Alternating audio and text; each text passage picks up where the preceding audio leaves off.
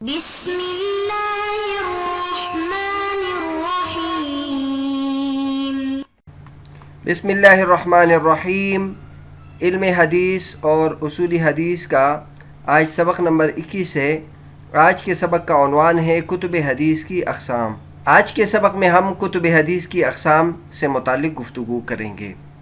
اس سے پہلے سبق میں یعنی سبق نمبر 20 میں ہم نے حدیث کا عہد انتخاب میں جو کتابیں لکھی گئی تھی اس کے بارے میں گفتگو کی تھی اور بتایا تھا کہ یہ 30ویں صدی ہجری ہے، اور اس عہد کی تصانیف کی خصوصیات یہ ہے کہ اس میں براہ راست نبی کریم صلی اللہ علیہ وسلم کی مرفوع حدیث کو جمع کیا جانے لگا، اور حدیث صحابہ اور تابعین جو اس سے پہلے احادیث رسول کے ساتھ اکٹھے ذکر کیے جاتے تھے، اب ان کو اس سے علیحدہ کیا گیا۔ اسی طرح ان احادیث کو ذکر کیا جانے لگا جو صحیح تھی، اور اگر ضعیف حدیث بھی ذکر کی جاتی تھی تو اس کے بارے میں بتا دیا جاتا تھا، اور تیسرے نمبر پر بتایا تھا کہ کتب حدیث میں تنوع آ گیا اور مختلف طرح سے علم حدیث کو اکٹھے کیا جانے لگا، جیسے مسانید، صحاح، سنن اور مختلف الحدیث۔ پھر اس عہد کی جو اہم تصانیف تھی اس کا ذکر کیا تھا، جیسے سیاہ ستہ، صحیح بخاری، صحیح مسلم، سنن ابی داؤد، سنن ترمذی، سنن نسائی اور سنن ابن ماجہ۔ آج کے سبق میں ہم کتب حدیث کی جو اقسام ہیں اس کے بارے میں گفتگو کریں گے۔ چنانچہ کتب حدیث کو کبھی صحیفے کے عنوان سے مرتب کیا جاتا ہے، کبھی رسالہ کے عنوان سے، کبھی جز کے عنوان سے، کبھی اربعین کے عنوان سے، کبھی معجم کے عنوان سے، کبھی امالی کے عنوان سے، کبھی اطراف کے عنوان سے، کبھی مصنف کے عنوان سے، کبھی مسند کے عنوان سے، اور کبھی جامع کے عنوان سے، اور کبھی سنن کے عنوان سے، اور کبھی مستدرک کے عنوان سے۔ چنانچہ ڈاکٹر خالد علوی صاحب فرماتے ہیں، کتب حدیث کی اقسام اور طبقات۔ گزشتہ صفحات میں آپ کے سامنے 3 صدیوں کی علمی سرگرمیوں کا ایک مختصر سا جائزہ پیش کیا گیا۔ علم حدیث حفظ و کتابت کے مراحل سے ہوتا ہوا مرتب اور منقح صورت میں محفوظ ہوا، یادداشتوں کے سادہ اسلوب سے ارتقاء پذیر ہو کر روات کے ناموں، موضوع کے حوالوں اور ابواب کی ترتیب سے مزین کتابوں کی شکل میں محفوظ ہوا۔ عہد نبوت سے لے کر عہد انتخاب تک احادیث و آثار کو مختلف صورتوں میں منضبط کیا جاتا رہا۔ جو چھوٹی بڑی تصنیفات و تالیفات ہوئی وہ علماء حدیث کے زیر استعمال آئی اور ان کے بارے میں تنقیدی جائزے لیے جاتے رہے۔ محدثین احادیث کو انفرادی حیثیت سے اور مجموعوں کو خصوصی طور پر تنقید و تحقیق کے کڑے معیار سے پرکھتے رہے۔ مصنفین اور مؤلفین نے اپنے اپنے ذوق اور متداول علمی ماحول کے مطابق مجموعے مرتب کیے۔ مزاج، ضرورتوں اور نوعیتوں کے لحاظ سے کتب حدیث کی اقسام اور ان کے مراتب متعین کیے گئے۔ محدثین نے ان کے بارے میں جو کچھ لکھا ہے اسے ذیل میں درج کیا جاتا ہے۔ اقسام کتب حدیث۔ عمومی طور پر محدثین کے ہاں حدیث کے مجموعوں کے مندرجہ ذیل اقسام ہے: صحیفہ، رسالہ، کتاب، جز، اربعین، معجم، امالی، اطراف، جامع، سنن، مصنف اور مسند۔ ہم ذیل میں ان تمام اصطلاحات کی تعریفات ذکر کرتے ہیں اور اس کے لیے اس کتاب کی عبارت ذکر کرتے ہیں۔ معجم و اصطلاحات الحدیث ڈاکٹر سہیل حسن صاحب کی کتاب ہے، اور یہ ادارہ تحقیقات اسلامی بین الاقوامی اسلامی یونیورسٹی اسلام آباد سے چھپی ہے۔ چنانچہ صحیفہ کے بارے میں وہ فرماتے ہیں، صحف جمع ہے صحیفے کی، اور اس سے مراد وہ مجموعہ احادیث ہے جو ابتدائی تدوین حدیث کے دور میں صحابہ کرام نے ترتیب دیے تھے۔ یہ صحائف مشہور ہے۔ صحیفہ صادقہ حضرت عبداللہ بن عمرو بن العاص رضی اللہ تعالیٰ عنہ نے مرتب کیا تھا۔ صحیفہ علی بن ابی طالب یہ ایک مختصر مجموعہ حدیث تھا جس میں حضرت علی رضی اللہ تعالیٰ عنہ نے دیت اور قیدیوں کے بارے میں احکام جمع کر رکھے تھے۔ صحیفہ سعد بن عبادہ امام ترمذی رحمۃ اللہ علیہ نے اس صحیفے کے بارے میں تذکرہ کیا ہے کہ اس میں یمین اور شاہد کے ذریعے سے فیصلہ کرنے کے بارے میں حدیث موجود ہے۔ رسالہ جس کے لیے کتاب کا لفظ بھی استعمال ہوا سے مراد وہ مجموعہ حدیث ہے جو ایک خاص موضوع سے متعلق ہو۔ آن حضور صلی اللہ علیہ وسلم نے زکوٰۃ سے متعلق جو احکام گورنروں کو بھجوائے تھے اسے مصادر میں کتاب الصدقہ کے نام سے نقل کیا گیا ہے۔ مشہور صحابی زید بن ثابت رضی اللہ تعالیٰ عنہ نے وراثت سے متعلق اپنے مجموعہ احادیث کو کتاب الفرائض کا نام دیا۔ معروف تابعی شعبی رحمۃ اللہ علیہ کے پاس طلاق کی حدیث پر جو مجموعہ تھا وہ رسالہ کے نام سے مذکور ہے۔ مصادر سے معلوم ہوتا ہے کہ کئی صحابہ و تابعین کے ہاں رسالے کی اصطلاح استعمال ہوئی ہے۔ تیسرے نمبر پر اجزاء یا جز کا لفظ استعمال ہوتا ہے۔ اجزاء جز کی جمع ہے اور اس سے مراد وہ کتابچہ ہے جس میں کسی ایک راوی کی احادیث جمع کر دی گئی ہو، جیسے جزء حدیث ابی بکر، جزء حدیث مالک، یا کسی خاص حدیث کی اسانید پر بحث کی گئی ہو، جیسے حافظ ابن حجر کی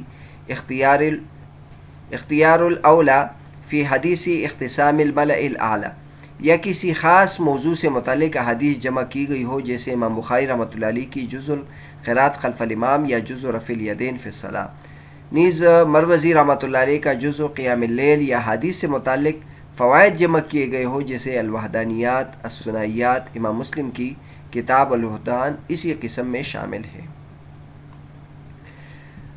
چوتھے نمبر پر الاربعین کا لفظ استعمال ہوتا ہے یا اربعینات کا لفظ استعمال ہوتا ہے۔ اربعون سے مراد حدیث کی وہ کتاب ہے جس میں کسی ایک باب سے متعلق احادیث یا مختلف ابواب سے یا مختلف اسانید سے 40 حدیث جمع کی جائے۔ اس طرح کی تصنیفات کا اصل سبب وہ حدیث ہے جس میں اس طرح 40 حدیث جمع کرنے والے کے لیے بہت فضیلت بیان کی گئی ہے اور اسے بشارت دی گئی ہے۔ حقیقت یہ ہے کہ اس طرح کی فضیلت والی تمام احادیث ضعیف بلکہ منکر اور موضوع ہے۔ امام نووی اور حافظ ابن حجر رحمۃ اللہ علیہ نے تحقیق کرنے کے بعد واضح کیا ہے کہ ان تمام احادیث کی جملہ روایات انتہائی ضعیف اور ناقابل قبول ہے اور ان کا ذوب بھی ایسا ہے جسے تقویت نہیں ہو سکتی۔ المقاصد الحسنہ، اس طرز پر تصنیف کرنے والوں میں اولین کتاب حافظ امام عبداللہ بن مبارک رحمۃ اللہ علیہ کی ہے۔ اس طرح حافظ ابو نعیم اور حافظ ابو بکر آجوری نے بھی 40 تحریر کی ہے۔ حدیث اگرچہ ضعیف ہے اور شدید قسم کا ضعیف ہے، لیکن اس کے باوجود علماء نے اسے قبولیت سے نوازا ہے۔ 5ویں نمبر پر معجم اور 6 نمبر پر اعمالی کا ذکر ہے۔ تو معجم کس کو کہتے ہیں؟ معاجم معجم کی جمع ہے۔ معجم علم حدیث میں تصنیف کا ایک طریقہ ہے۔ معجم میں مؤلف اپنے اساتذہ کے ناموں کی ترتیب ہجائی سے احادیث جمع کرتا ہے۔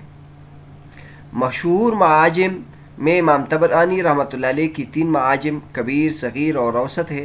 معجم کبیر صحابہ کی ترتیب پر لکھی گئی ہے، جبکہ صغیر اور اوسط کی ترتیب شیوخ کے ناموں کے مطابق ہے اور تینوں شائع ہو چکی ہے۔ الامالی یہ املا کی جمع تدریس حدیث کا ایک طریقہ ہے۔ محدثین کرام ہفتے کے کسی دن میں حدیث کے املا کا خصوصاً جمعے کے دن اور مسجد میں املا کرانا مستحب سمجھتے تھے۔ اس کا طریقہ یہ تھا، املا لینے والا سب سے پہلے یا سب سے آخر میں یہ لکھتا ہے، یہ مجلس فلاں شیخ نے فلاں مسجد میں فلاں دن اور تاریخ کو املا کرائی۔ پھر املا کرانے والا اپنی اسانید سے احادیث اور آثار لکھاتا ہے، مشکل الفاظ کی شرح اور اسناد سے متعلق فوائد اور نکات بیان کرتا ہے۔ مختلف محدثین کرام کے امالی مخطوطہ اور مطبوعہ شکل میں موجود ہے۔ 7ویں نمبر پر اطراف حدیث سے متعلق کتابیں ہیں۔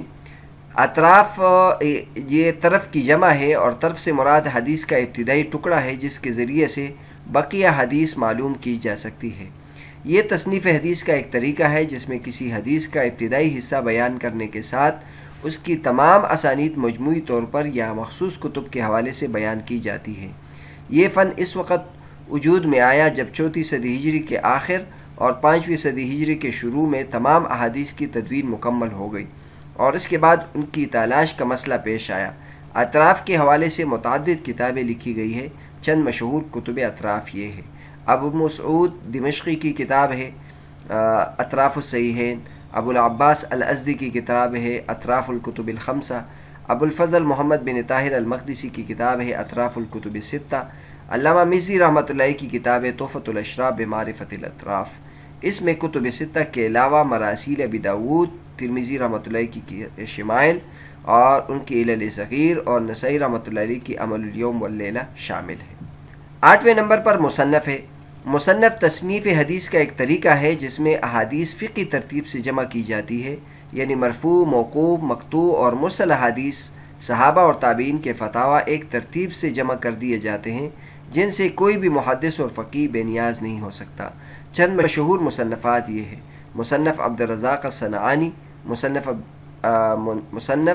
ابن ابی شیبہ، اور مصنف سلیمان بن داود ابی الربیع العتکی۔ مسند کے عنوان پر بھی کتابیں لکھی جاتی ہے۔ اس کے بارے میں فرماتے ہیں: تدوین حدیث کا وہ طریقہ جس میں احادیث صحابہ کرام کی ترتیب پر جمع کی جاتی ہے۔ اس طریقہ کار میں صحابہ کرام کی ترتیب ان کے اسلام لانے کی ترتیب کے مطابق یا انساب کے حوالے سے یا حروف ہجا کی ترتیب کے مطابق کی جاتی ہے۔ متعدد محدثین کرام نے اس طریقے کے مطابق احادیث جمع کی ہے۔ ان میں سے اہم یہ ہے: مسند ابو داود الطیالسی سب سے اولین مسند ہے۔ مسند بقی ابن مخلد، ہر صحابی کی حدیث کو مسانید کی ترتیب کے ساتھ فقہی ابواب میں مرتب کیا گیا ہے۔ مسند ابو یعلا الموصلی، مسند امام احمد بن حنبل سب سے وسیع اور مشہور مسند ہے۔ 10ویں نمبر پر جامع کے عنوان سے کتابیں ہیں۔ کتب حدیث کی تصنیف کا وہ طریقہ جس میں حسب ذیل 8 قسم کے ابواب شامل ہوں۔ نمبر 1 عقائد، نمبر 2 احکام، نمبر 3 زہد و رقائق، نمبر 4 آداب الطعام و شراب، نمبر 5 تفسیر، تاریخ اور سیر، نمبر 6 شمائل نبویہ، نمبر 7 فتن، نمبر 8 مناقب اور مصالح۔ مشہور جامع کتب یہ ہے: امام بخاری رحمۃ اللہ علیہ کی الجامع الصحیح، امام مسلم رحمۃ اللہ علیہ کی الجامع الصحیح، امام ترمذی رحمۃ اللہ علیہ کی الجامع، معمر بن راشد کی جامع جو عبدالرزاق صنعانی نے ان سے روایت کی ہے اور اپنی کتاب میں شامل کر دی ہے۔ دیکھیے مصنف عبدالرزاق جلد 10 صفحہ نمبر 379 سے لے کر جز 11 کے آخر تک کل احادیث 2614 ہے۔ ابن وہب الفہری کی کتاب الجامع، اس طرح رزین بن معاویہ سرخستی کی کتاب الجامع، ابن الاسیر نے جامع الاصول میں ان سے روایات نقل کی ہیں۔ 11ویں نمبر پر سنن کے عنوان سے کتابیں لکھی گئی ہے۔ سنن سے مراد حدیث کی وہ کتابیں ہیں جو فقہی ابواب مثلا کتاب الایمان، کتاب الطہارت، کتاب الصلاۃ پر مرتب کی جاتی ہے۔ ان احادیث میں آثار صحابہ یعنی موقوف احادیث ذکر نہیں کی جاتی اور نہ مرسل، کیونکہ یہ محدثین کے نزدیک سنت کے درجے میں نہیں ہیں۔ اگر اس قسم کی کوئی روایت ذکر کی جاتی ہے تو صرف استشہاد کے لیے۔ مشہور کتب سنن: سنن اربعہ یعنی ابو داود، ترمذی، نسائی، ابن ماجہ، اور امام نسائی کی سنن کبریٰ، سنن دارمی، امام بہقی کی سنن کبریٰ اور سنن سعید ابن منصور وغیرہ۔ 12ویں نمبر پر مستدرک ہے۔ مستدرک سے مراد وہ کتاب ہے جس میں مؤلف نے کسی دوسری کتاب کے ترک کردہ ان احادیث کو جمع کیا ہو جو اس کی رائے میں پہلی کتاب کے مصنف کی شرط کے مطابق تھی مگر اس نے ذکر نہیں کی۔ استدراک کی شرط یہ ہے کہ ان احادیث کے رجال اسناد وہی ہو جن سے اصل کتاب کا مؤلف روایت کرتا ہے۔ اس فن کی مشہور کتاب امام حاکم ابو عبداللہ محمد بن عبداللہ بن محمد بن حمدویہ النیسابوری کی المستدرک ہے، جس میں انہوں نے صحیح بخاری اور صحیح مسلم پر استدراک کرتے ہوئے حدیث جمع کی ہے اور یہ کہتے ہیں: صحیح علی شرطہما ولم یخرجہ، صحیح علی شرط البخاری ولم یخرجہ، یا صحیح علی شرط مسلم ولم یخرجہ۔ امام حاکم تصحیح حدیث میں بہت متساہل واقع ہوئے ہیں، اس لیے محدثین ان کی تصحیح پر اعتماد نہیں کرتے۔ اس کی وجہ یہ ہے کہ انہوں نے اپنی کتاب میں بہت سی ضعیف بلکہ منکر اور موضوع احادیث کو صحیح قرار دے دیا ہے، جیسے کہ حافظ ذہبی رحمۃ اللہ علیہ نے اپنی تلخیص میں واضح کیا ہے۔